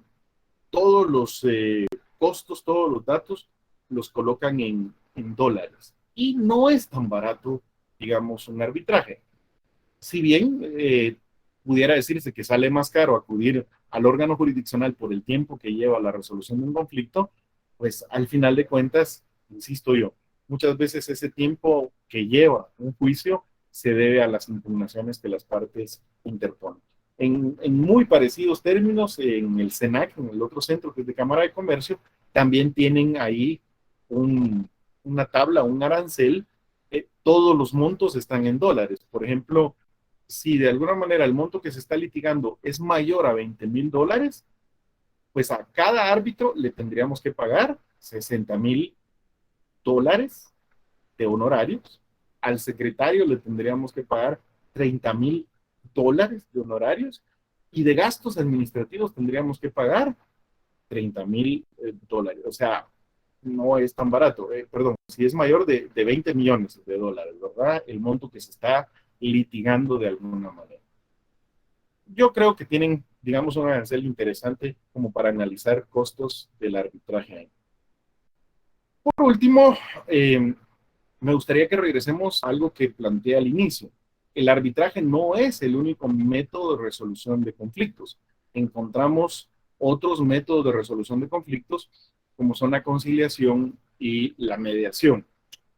Muchas veces es muy difícil distinguir entre estos tres métodos alternativos de resolución de conflictos. Por eso yo les quise hacer una especie de tabla comparativa, para que vayamos viendo las diferencias punto a punto. Para empezar, digamos que es distinta la forma en la que se resuelven los conflictos en la mediación, en la conciliación y en el arbitraje. ¿Por qué? En la conciliación y en la mediación encontramos dos métodos de resolución de conflictos que son autocompositivos. ¿Eso qué quiere decir? Las propias partes van a resolver el conflicto. El conciliador y el mediador solamente van a intervenir para facilitar esa resolución del conflicto, pero ellos no van a tomar una decisión. Mientras que en el arbitraje encontramos un método alternativo de resolución de conflictos que es heterocompositivo. Las partes tienen un conflicto, lo someten al tribunal de arbitraje y el tribunal de arbitraje lo resuelve. Es decir, emite un laudo arbitral en el cual pone fin a la controversia y decide cuál de los dos tiene razón o en qué forma se debe resolver el conflicto. Eh, Otra diferencia es quién interviene en cada uno de estos métodos. Si empezamos con el arbitraje, que es el que hemos visto. En el arbitraje interviene un tribunal de arbitraje, que ya vimos que ese tribunal puede ser un árbitro o podrían ser 3 árbitros, o incluso si las partes lo deciden, podrían ser más árbitros. El tribunal de arbitraje tiene que ser un tercero, no tiene que tener vínculo con las partes, por lo tanto tiene que ser imparcial, debe ser objetivo y muy importante, tiene que ser profesional. No profesional del derecho, pues profesional en el tema que se refiere al conflicto. Las partes designan este tribunal de arbitraje, por lo menos cada una de las partes designa uno de los árbitros y el centro de arbitraje designa el presidente. Y algo que es muy importante, este tribunal impone, vea la palabra, impone la solución. De tal forma que lo que el tribunal de arbitraje diga en el laudo, las partes lo tienen que acatar. En la mediación es distinto. En la mediación no interviene un tribunal de arbitraje, interviene un mediador. El mediador tiene la característica de que es un tercero, también es profesional y también debe ser imparcial. El mediador lo que hace es que controla la intervención de las partes, le va dando la palabra a cada uno, va, como su nombre lo indica, mediando, es decir, evitando que se empiecen a discutir, a interrumpir.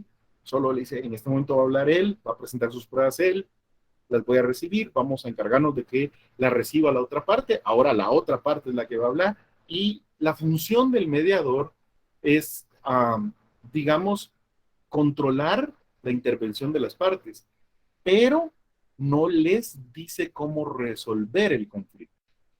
El mediador no, oiga bien, no les debe proponer fórmulas de solución del conflicto, porque entonces deja de ser imparcial de alguna manera, a diferencia del conciliador. Cuando hablamos de la conciliación, el conciliador es un tercero que actúa también, ¿verdad?, de forma imparcial, pero el conciliador, después de haber escuchado a las partes, les recomienda, vea la palabra, yo creo que aquí es importante hacer énfasis, el tribunal de arbitraje les impone la solución. El conciliador solamente les recomienda una solución, pero no se las puede imponer. Si las partes creen que la solución que ha propuesto el conciliador es buena, la aceptan y llegan a un acuerdo. Pero si las partes creen que la propuesta que ha hecho el conciliador no es buena, pues no la aceptan y simple y sencillamente continúan con el conflicto. Nosotros podemos acudir a un procedimiento de conciliación, terminar la conciliación y no haber resuelto el conflicto. Mire qué interesante. Es decir,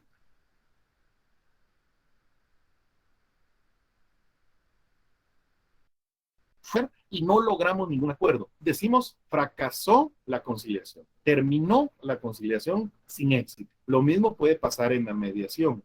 Acudimos a un centro de mediación, el mediador controla la intervención de las partes y las partes mutuamente van buscando una solución. La característica de la mediación es que son las partes las que van proponiendo las distintas soluciones y el mediador solo va facilitando la comunicación entre ellos. Pero bien puede pasar de que termine la mediación y no hayamos tenido digamos, ninguna solución. Mientras que en el arbitraje eso no puede pasar. En el arbitraje, cuando sometemos el conflicto a arbitraje, el tribunal de arbitraje va a emitir un laudo y va a resolver el conflicto y las partes tendrán que acatar lo que se haya dicho en el laudo porque el laudo es ejecutable, hay un procedimiento de ejecución del laudo. Por último, ¿cómo acudimos a un arbitraje, a una conciliación o a una mediación? Esto es muy interesante. Para acudir a arbitraje ya dijimos que las partes tienen que someter el conflicto a arbitraje y cuando su conciliación, las partes deciden si van o no. O sea, una de las partes le propone a la otra, mira, sometamos el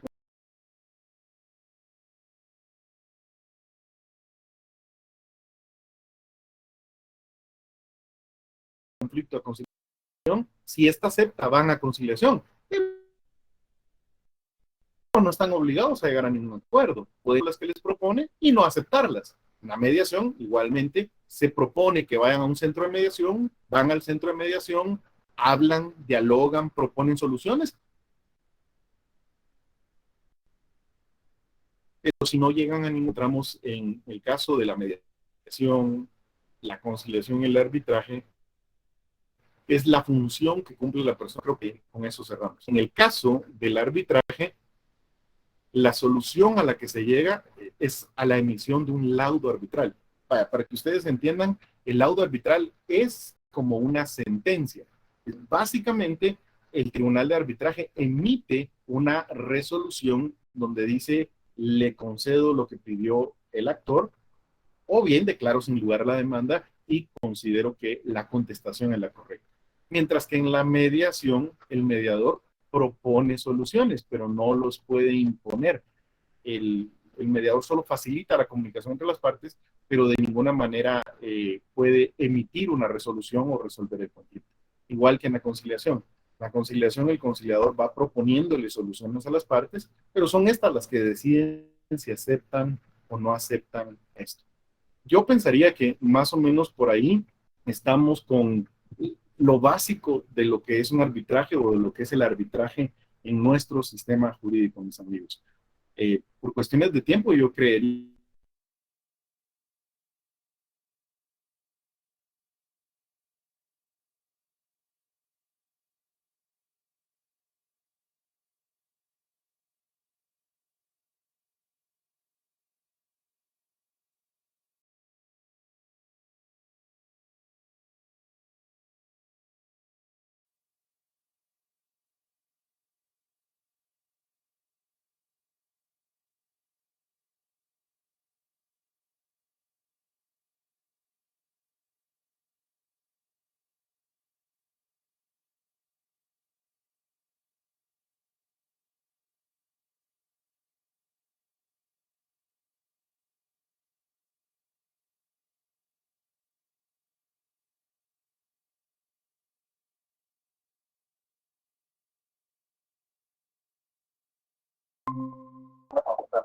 Gracias.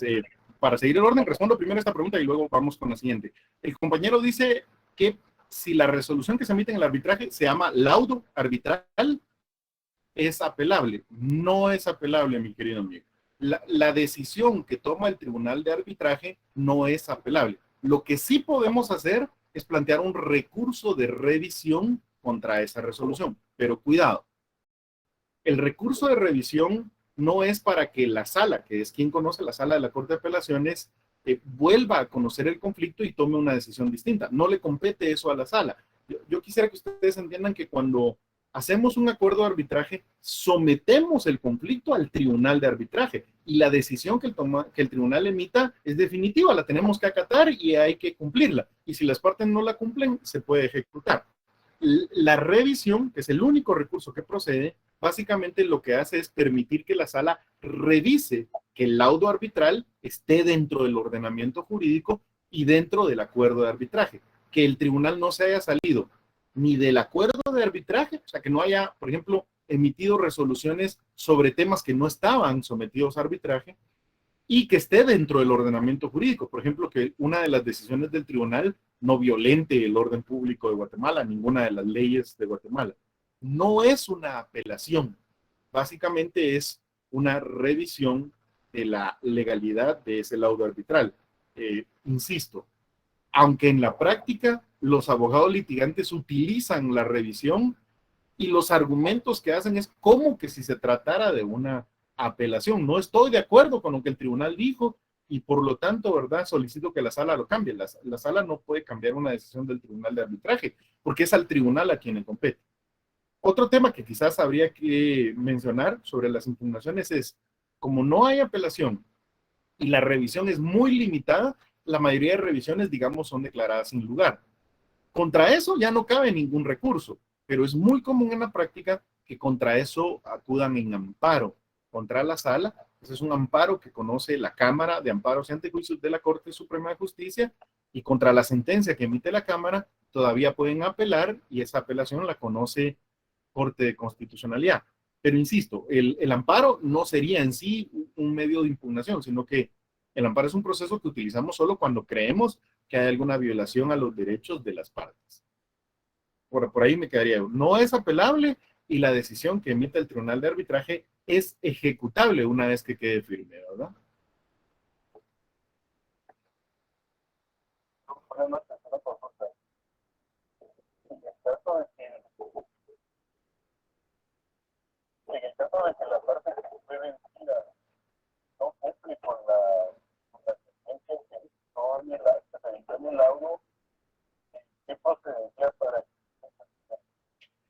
La ley de arbitraje contempla un procedimiento para la ejecución de los laudos arbitrales. Tiene su propio procedimiento de ejecución la ley de arbitraje. Para simplificárselo, el procedimiento es muy parecido a la ejecución de sentencias. Es prácticamente como una vía de apremio. Se presenta la solicitud de ejecución del laudo arbitral, ¿verdad? Y se pueden embargar bienes, se pueden rematar bienes para cobrar o para hacer cumplir lo resuelto por el Tribunal de Arbitraje. Para hacérselo muy sencillo, muy simple, eso es como que si fuera una sentencia. Si no se cumple con la sentencia, básicamente se ejecuta la misma. Lo mismo ocurriría aquí con el laudo arbitral. Se hace la ejecución del laudo, que para eso hay unas reglas especiales en la ley de arbitraje, pero en resumen es como una ejecución de sentencia.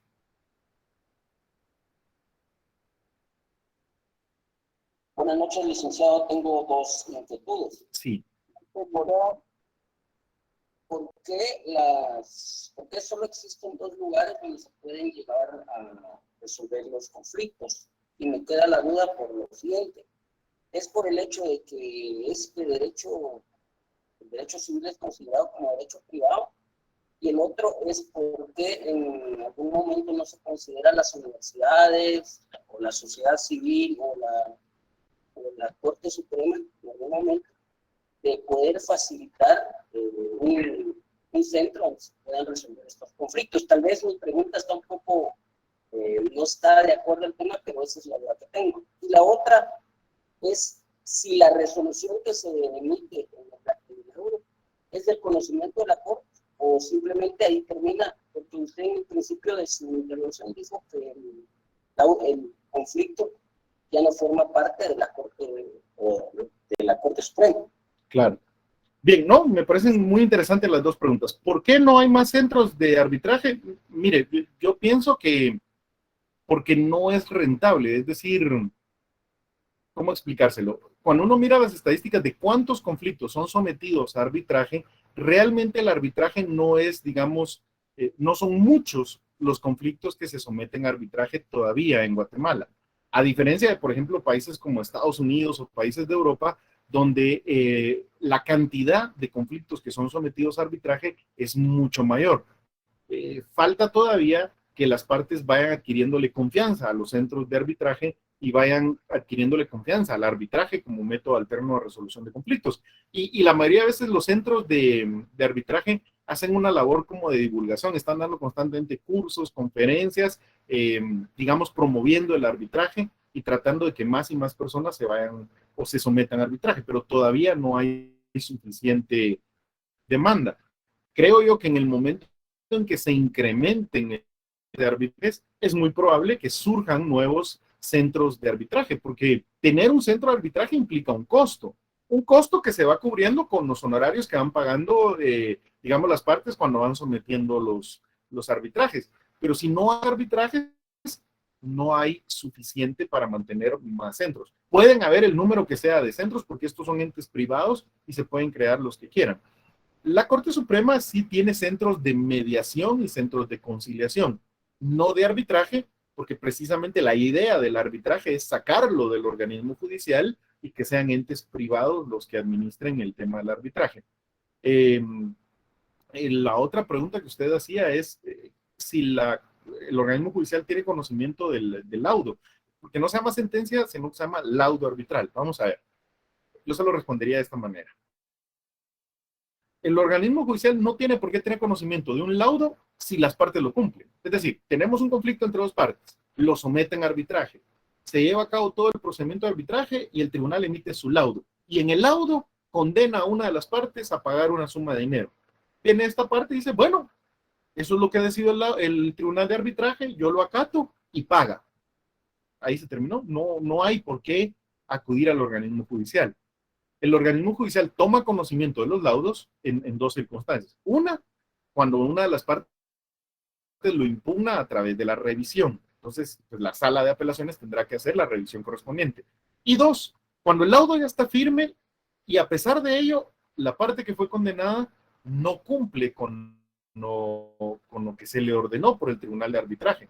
En ese caso, tenemos que iniciar una ejecución de ese laudo arbitral. Y esa ejecución sí es ante tribunales, ante un juez de primera instancia civil, o sea, se ejecuta básicamente como una sentencia común y corriente, y ahí el organismo judicial toma, digamos, conocimiento del laudo como título ejecutivo. De hecho, si ustedes miran dentro de los títulos ejecutivos que contempla el Código Procesal Civil, encuentran ustedes ahí para la vía de premio, sentencia, pasada en autoridad de cosa juzgada, y luego se recuerdan, laudo, ahí regulaban no pendiente del recurso de casación, pero casación no procede contra los laudos. Ahora sería laudo no pendiente del recurso de revisión. Quizás habría que hacer la observación que originalmente el arbitraje era un procedimiento que estaba regulado en nuestro Código Procesal Civil y Mercantil, dentro de los procesos de conocimiento. Pero con la emisión de la ley de arbitraje, derogaron todas las disposiciones del procesal civil sobre el arbitraje y crearon un nuevo régimen para este arbitraje, ¿verdad? ¿Estamos? ¿Alguien más que tenga alguna duda? Una pregunta. Sí. Entonces, ante el incumplimiento de un laudo arbitral, ¿es obligatorio iniciar un juicio ejecutivo en la vía de premio? ¿O los tribunales de arbitraje tienen ese poder coercitivo? No, el tribunal de arbitraje no tiene ese poder coercitivo. Se le pide certificación del laudo arbitral y con eso se inicia una ejecución en la vía de premio. Se ejecuta el laudo arbitral, ¿verdad? No. De hecho, mire qué interesante. El tribunal de arbitraje no tiene ni siquiera el poder para tomar medidas de coerción, vamos a ver, medidas precautorias dentro del proceso, o sea, embargar bienes, eso no lo puede hacer un tribunal de arbitraje. Cuando dentro de un arbitraje hay necesidad de tomar alguna de las medidas como la intervención de una entidad o el embargo de bienes o arraigo de una persona, lo que tiene que hacer es que se acude ante el órgano jurisdiccional y se le pide asistencia para tomar esas medidas precautorias. Y además es algo muy raro que ocurra, pero ahí no tiene poder coercitivo. Y es que lo que les decía al inicio, se llama tribunal de arbitraje, pero realmente no es un tribunal en el sentido de que no es un órgano que posea jurisdicción. Y como no posee jurisdicción, no posee ninguna de las potestades de la jurisdicción que conlleva la jurisdicción. Las partes lo que le dan es la autoridad al someter el conflicto al arbitraje para que conozca y resuelva el conflicto, pero no tiene poder coercitivo. Habrá que acudir para la ejecución a los tribunales de justicia.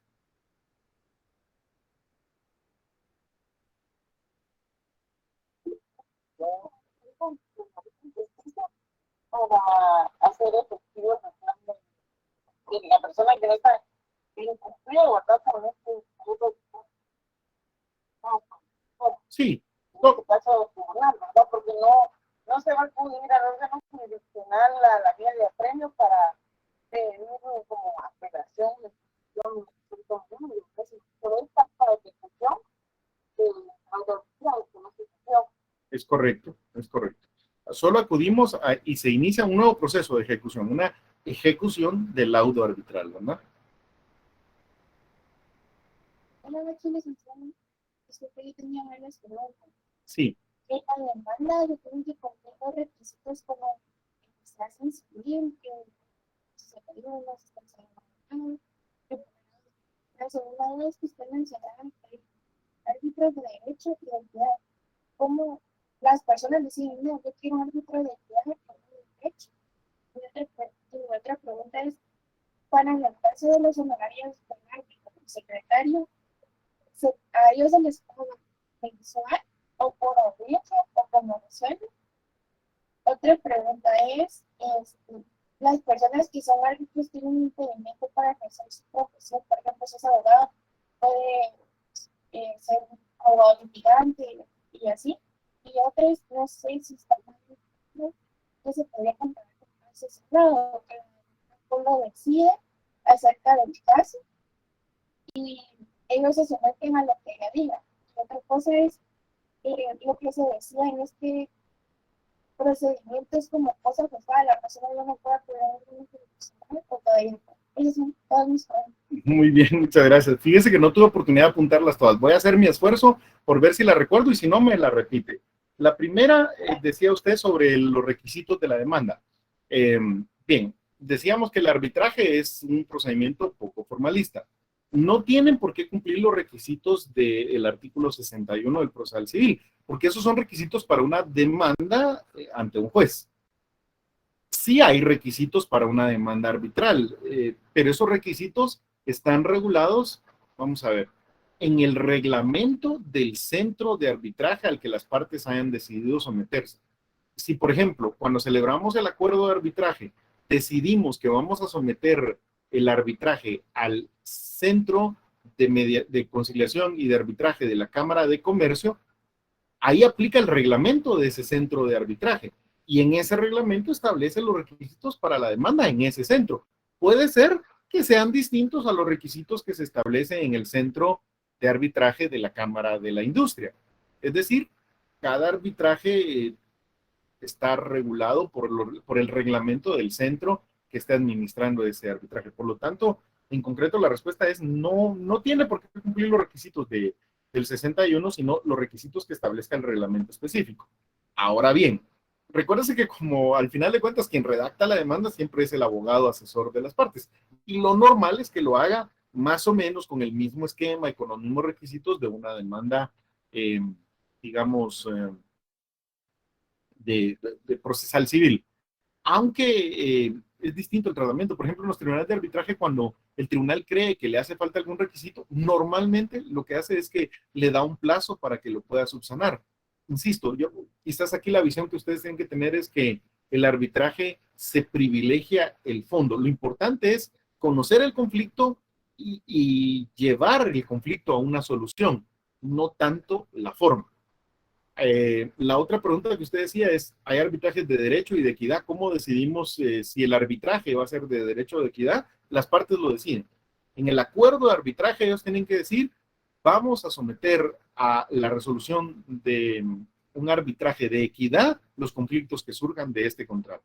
O si surge algún conflicto en este contrato, lo sometemos a la resolución de un tribunal de arbitraje de derecho. O sea, las partes son las que lo deciden.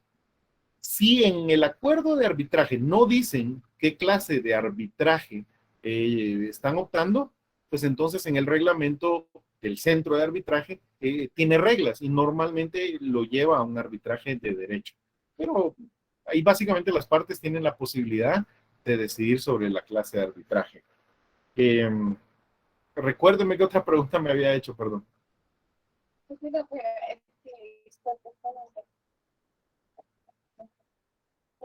La otra era, ¿cómo se le pagan a los árbitros y secretarios por la audiencia, por resolución? Sí. O mensualmente hasta que se termine el proceso. Le respondo eso, ¿verdad? El arancel es por todo el proceso y normalmente tiene que ver con el monto que se esté litigando. Es un porcentaje sobre el monto que sea objeto de litigio.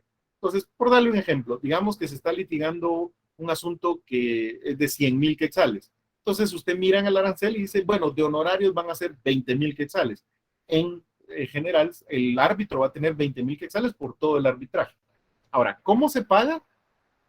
Cada centro de arbitraje tiene sus reglas. Por ejemplo, CENAC, que es el que yo he visto un poco más. En CENAC, cuando usted presenta la demanda o comparece por primera vez a contestarla, tiene que depositar $500, que son los gastos iniciales, $500. Luego, cuando se llega a la primera audiencia, tiene que depositar el 30% del total de los honorarios. Cuando se termina el periodo de prueba, tiene que depositar otro 30% del total de honorarios. Y antes de que se dicte el laudo, se tiene que dictar, o depositar más bien, el otro 40% de los honorarios. O sea, hay reglas de cómo lo tiene que pagar, pero el cálculo es por el arbitraje completo, Nieves. Tenía otra pregunta, me recuerdo. Sí, sí, sí, entonces, este laudo arbitral ya se podría considerar como cosa juzgada, sin ver que los pacientes no pueden poder a otra vez exponer esto, digamos que no quedaron conformes con la solución.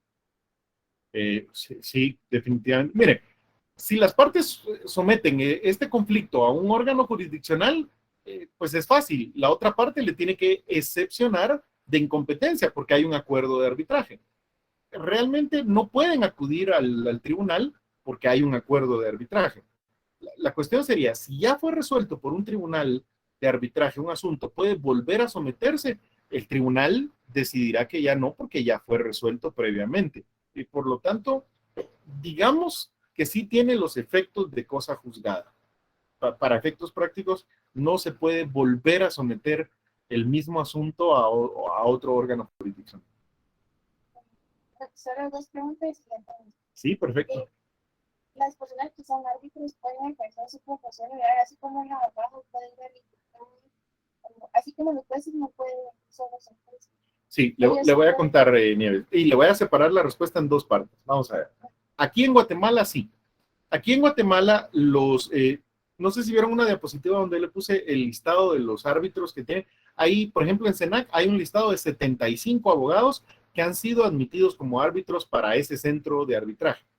Esos abogados, usted los mira y ejercen su profesión como abogados. Llevan juicios, dan clases en la universidad, son abogados en todo el sentido de la palabra.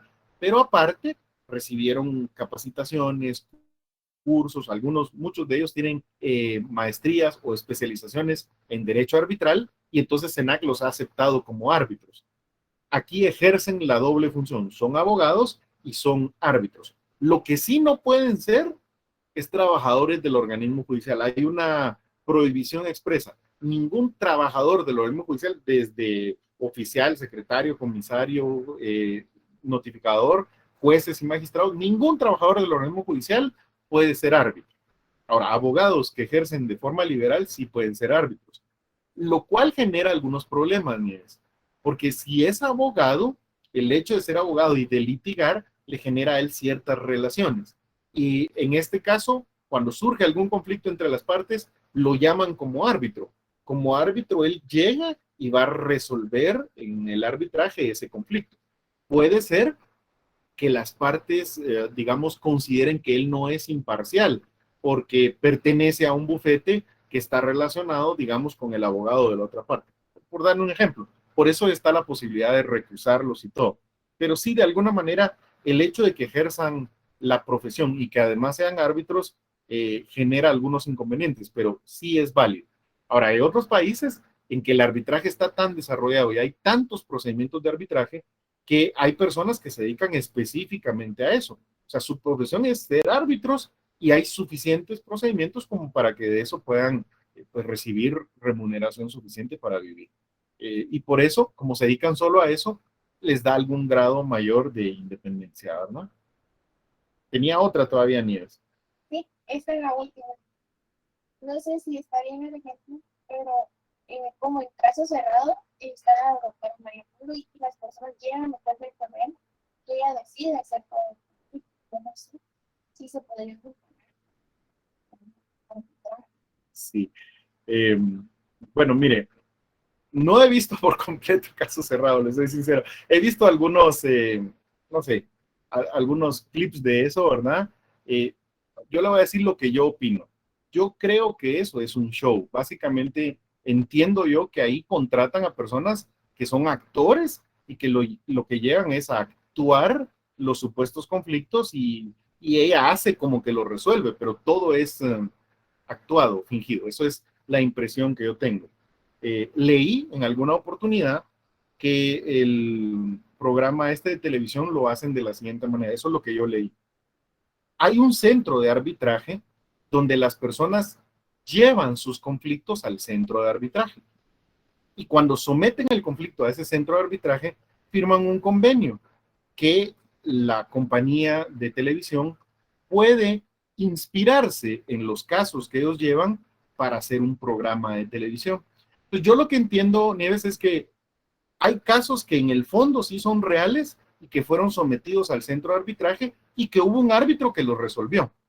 Entonces lo que hace la compañía es que toma el caso y lo dramatiza, le pone adornos, contrata actores y lo hace como más exagerado para que sea un show y luego lo monta en un programa de televisión para que sea llamativo y para que la gente lo vea. O sea, yo lo que entiendo es que el programa en sí no es real, pero que detrás sí hay arbitrajes, ¿verdad? Que fueron resueltos de verdad. Solo que no con tanto drama ni con tanto show como aparece, creo yo, en el programa, ¿verdad? Pero sí pudiera ser más o menos un ejemplo, ¿no?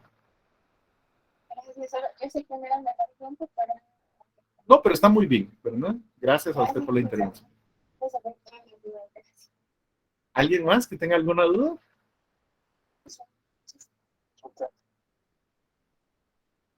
Sí, les escucho.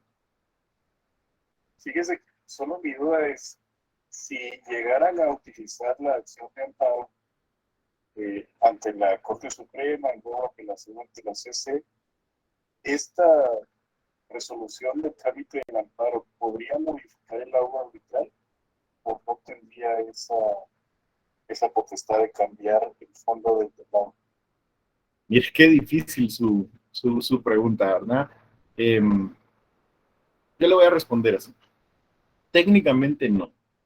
Un tribunal de amparo no puede modificar lo que resuelve un tribunal de arbitraje, porque no es su función resolver los arbitrajes. Un tribunal de amparo lo que puede hacer es verificar que se ha violado algún derecho de las partes y tomar medidas para restaurar el derecho que ha sido violado. O sea, en principio, yo le diría que no. Ahora, el problema es el siguiente. El amparo en Guatemala se ha utilizado para todo. Y yo he visto resoluciones de la Corte de Constitucionalidad donde han declarado con lugar un amparo y le ordenan a una sala de apelaciones que declare con lugar un recurso de revisión y que modifique un laudo arbitral, lo cual me parece, vaya, grotesco, o sea, me parece inaudito que la Corte de Constitucionalidad haya hecho eso, ¿no? Pero sí lo he visto, ¿verdad? Perdone, como hay tantos conectados y en tantas no vi quién hizo la pregunta, pero para quien lo haya hecho, básicamente mi respuesta iría en dos sentidos. Técnicamente el amparo no es para eso. Lo más que podría hacer un tribunal de amparo es decir, mire, cuando emitieron este laudo arbitral se violó este derecho de las personas. Lo restauro y le ordenó al tribunal que vuelva a conocer y que resuelva, pero no le podría decir cómo resolver. Sin embargo, pues en la práctica sí se ha hecho, ¿verdad? Disculpe, ¿y podría ordenar que se repita el proceso desde cierta etapa? ¿O tampoco por, vamos a ver. Lo que pasa es de que para que un tribunal de amparo le ordene al tribunal de arbitraje, mire, repita el procedimiento de arbitraje, porque ahí se violó un derecho, yo diría, bueno, ¿qué violación? Por ejemplo, solo se me ocurre que hayan hecho el arbitraje sin haber escuchado al demandado, por ejemplo, sin haberle dado oportunidad de que se defendiera. Entonces le pueden decir, mire, no, ahí no puede ser válido ese laudo porque se emitió sin haber escuchado al demandado y sin haberle dado oportunidad de defenderse. Les ordeno que repitan ese arbitraje. Pudiera ser el caso, pero quiero que noten algo. Ahí el tribunal de arbitraje no podría, por ejemplo, meterse y decirle al tribunal, resuélvalo declarando con lugar o considere de que sí hay ahí, digamos, argumentos de parte del demandado o del actor. Porque el tribunal de amparo, vamos a ver, no le corresponde conocer del asunto de arbitraje. Lo que le corresponde es ver que durante todo el arbitraje se hayan respetado los derechos de todos. Es muy difícil que se violen los derechos de una persona en el trámite de un amparo. Y además hay algo que es bien interesante. El artículo 7 de la ley de arbitraje establece que si cuando se está llevando a cabo el procedimiento creemos que el tribunal de arbitraje no ha respetado alguna norma legal, tenemos que protestar, tenemos que objetar eso. Si no se objetó, digamos que eso imposibilita alegar eso después como un defecto del procedimiento. No habría definitividad en este caso. Gracias, Alex. Saludos, Julio Robredo. Mucho gusto. Gracias. Mucho gusto, Julio. Perdón que no lo había visto. Sí, Gracias por la conferencia. gracias, bueno. Me queda una contestación a la excepción que usted menciona. Pero tengo, no sé si me puede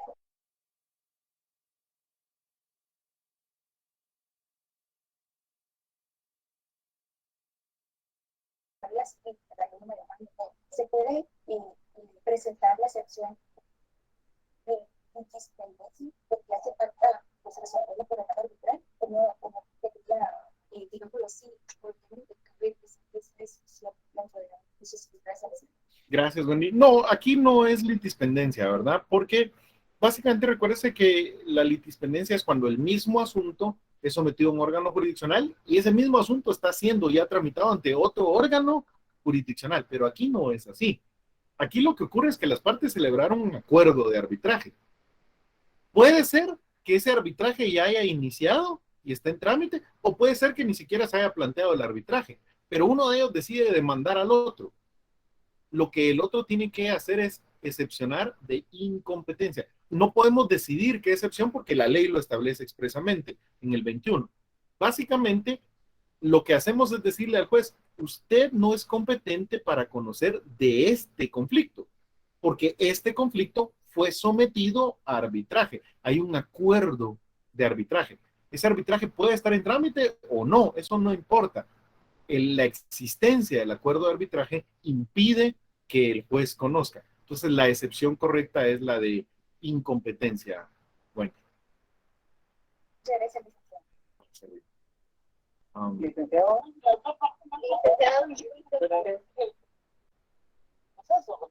Perdonen, como hablaron varios, no logré captar las preguntas.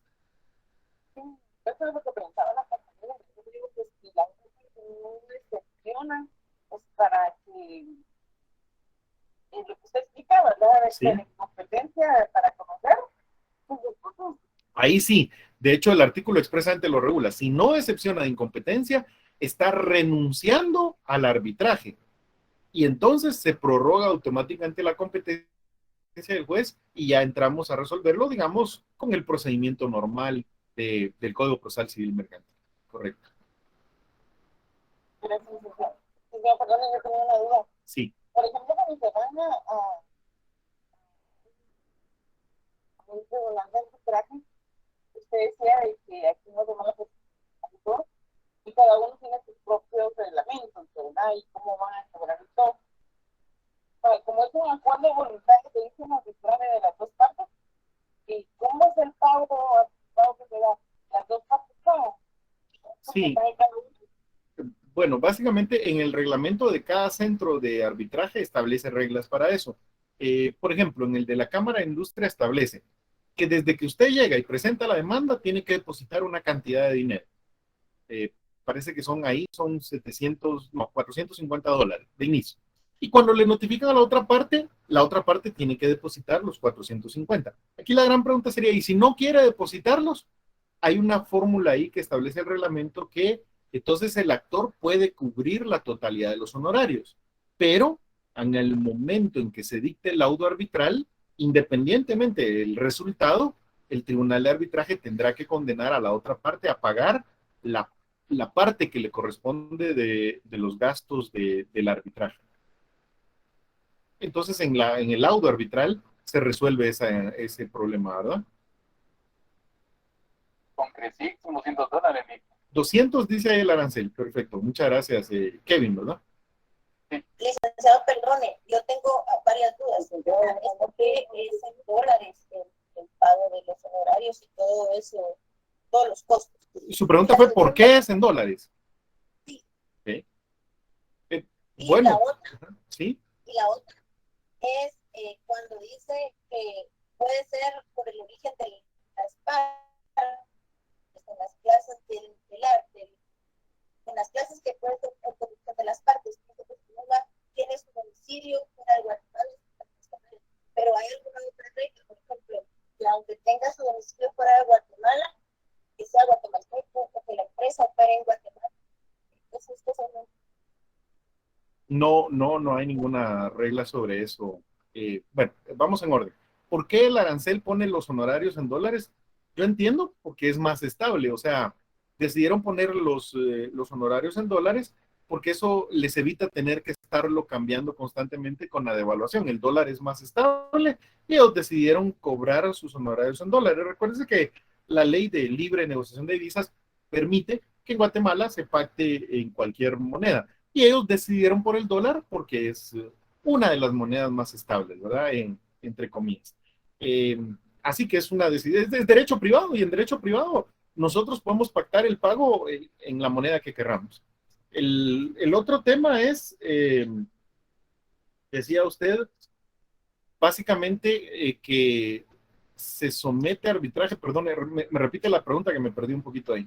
Sí, es que yo tengo la duda cuando habla de las Clases de arbitraje, sí. El origen de las partes, Sí. que puede ser internacional cuando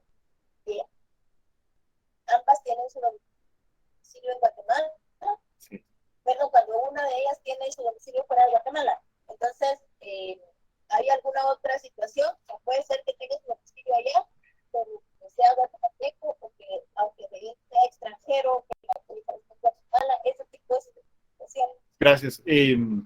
Digamos, le voy a decir la respuesta en dos partes. Primero, las reglas para esas clases de arbitraje están en el artículo 2 de la ley de arbitraje y tal vez sería muy bueno que le diera una leidita, pero en concreto no hay ninguna regla como las que usted está planteando. Es decir, perfectamente podría ser que una entidad mexicana decida someter a arbitraje un posible conflicto cuando celebra un contrato con una entidad guatemalteca y decidan que si surge un conflicto, ese conflicto lo van a resolver en arbitraje en CRECIF, por darle un ejemplo. No necesita ni tener su domicilio en Guatemala, ni siquiera tener sucursales o representante en Guatemala. Básicamente, el acuerdo de arbitraje es válido por el hecho de haberlo sometido. Claro, para poder llevar a cabo eso, sí van a necesitar pues, designar un mandatario que pueda litigar y acudir en representación de ellos acá, pero no necesitan tener su domicilio acá para poder ejercerlo. De hecho, quisiera contarles de que el tema de arbitraje es mucho más grande y existen convenios internacionales en materia de arbitraje que reconocen, por ejemplo, la validez de un laudo que fue emitido, por decirles algo, en Guatemala y puede ser ejecutado en México, siempre que obviamente los estados sean parte de ese convenio y se cumplan con ciertos requisitos.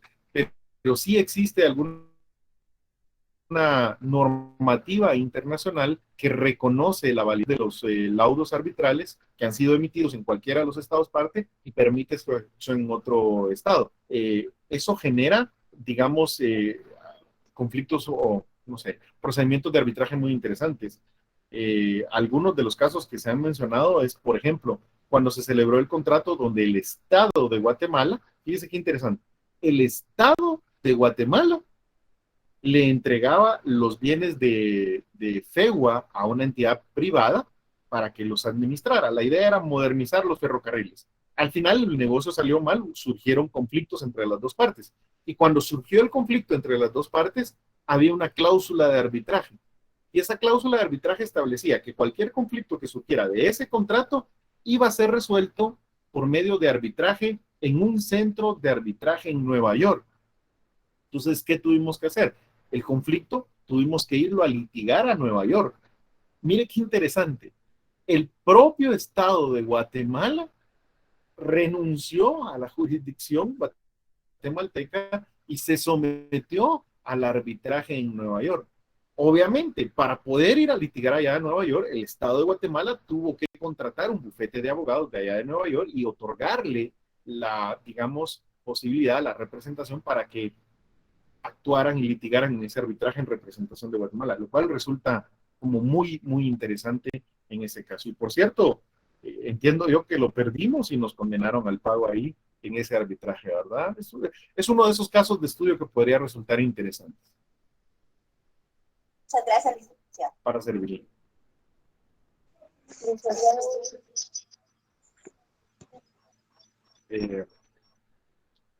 Sí, dígame, compañero.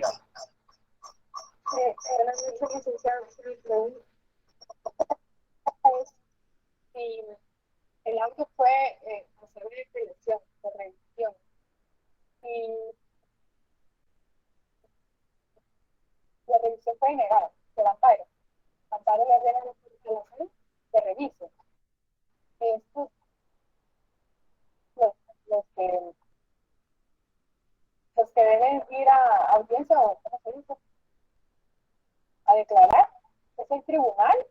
revisan el laudo.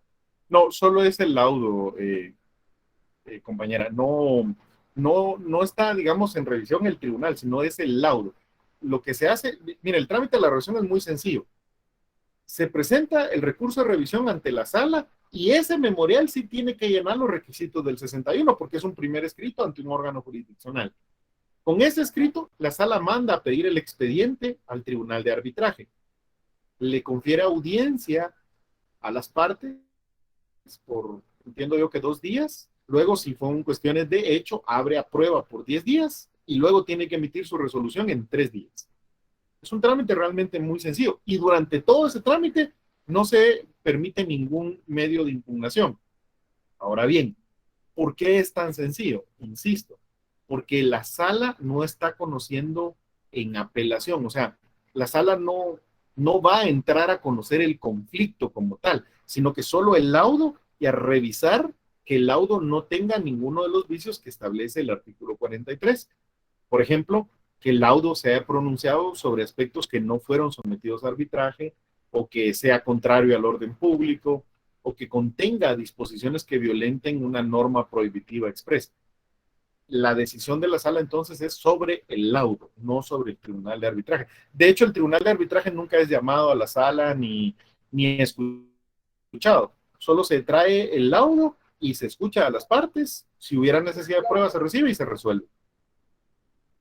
Y si nunca fueron llamadas las partes a aclarar, solo revisaron que ellos emiten su resolución nuevamente. Bueno, si no se llamó a las partes, la sala estaría violando el procedimiento, porque el procedimiento de la revisión sí implica darle audiencia a la otra parte. Una de las partes pide la revisión, hay que darle audiencia a la otra parte para que se pronuncie. Entonces ahí sí habría una violación al procedimiento de parte de la sala. Pero la parte que está haciendo, o sea, que pidió revisión es al tribunal, ¿no?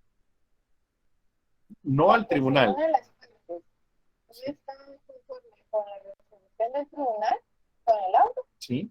y vamos a revisión, tenían la revisión, vamos a amparo, le dan la oportunidad de que le ordenen a la sala que revise. Correcto. Entonces, tiene la parte que dio la revisión y siempre va a haber como un tercero, ¿no? Porque va en contra de la resolución del laudo. Sí. Sí, siempre va a haber otra parte, la otra parte del arbitraje, ¿verdad? Claro. O sea, que las dos partes que fueron demandado y demandante son las que tienen la oportunidad de argumentar durante la revisión. Sí. Y pueden haber terceros también, eso quizás resulta importante. A veces el conflicto es solo entre 2 partes, pero hay algún tercero interesado porque prestó alguna garantía o porque el contrato que celebraron estas 2 partes implicaba obligaciones para él también. Se le llama también como tercero. Entonces pueden haber terceros, pero digamos que lo normal es que tenga el demandante y el demandado, y ellos son llamados también y son escuchados en la revisión. Gracias a ustedes. Licenciado, buenas noches. Licenciado, yo creo que hemos ya avanzado de su tiempo. Estaba programada la plática para 1 hora. Con el respeto incluso de los compañeros, no queremos abusar de tiempo. Si usted lo cree conveniente, poner una última pregunta, les pasamos a concluir la plática, querido. Muchas gracias, maestro. Muchas gracias. Efectivamente, si ustedes gustan, entonces respondemos la última pregunta y agradeciéndoles a todos su atención, damos por finalizado. Buenas noches, licenciado. Buenas noches. Mire, le agradecemos por su excelente disertación. Entonces, básicamente, yo me creo que el tema del arbitraje está básicamente escrito en piedra, porque por lo que escuché, cuando uno pide el derecho de revisión, por lo regular se da no anular. Entonces, básicamente no hay jurisprudencia que diga que, o sea, que ese método de impugnación de resultado. Gracias por su intervención. Sí, yo diría que en la mayoría de los casos la revisión es declarada sin lugar, pero no en todos, ¿verdad, mi estimado compañero? Hay casos en que efectivamente la sala constata de que el laudo arbitral, por ejemplo, es con y entonces no le queda más que declarar con lugar el recurso de revisión. O hay casos en que el tribunal de arbitraje ha, digamos, resuelto algún aspecto que no ha sido sometido al tribunal de arbitraje. Y por lo tanto la sala declara con lugar el recurso. Aunque son muy pocos, yo miraría esto más o menos estadísticamente como el tema de las casaciones, querido amigo. Aunque son muy pocas las casaciones que se terminan declarando con lugar, sí existen algunas y son importantes porque permiten el recurso de revisión, permite hacer esa, valga la redundancia, revisión, verificación de que se ha respetado el ordenamiento jurídico y el acuerdo de arbitraje. Así que la ley lo establece. La idea realmente inicial es esa, que la decisión que emita el tribunal de arbitraje no sea cuestionada, no sea discutida.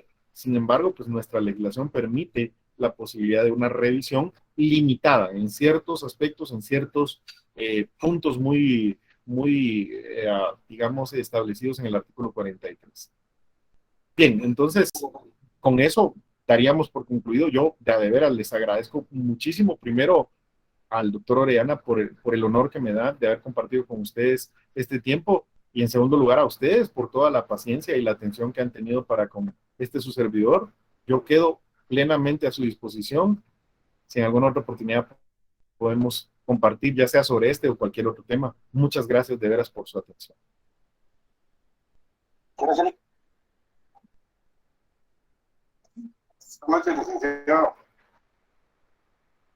Feliz noche. Sí, les rogaría a los compañeros que apaguen, por favor, para no generar mientras yo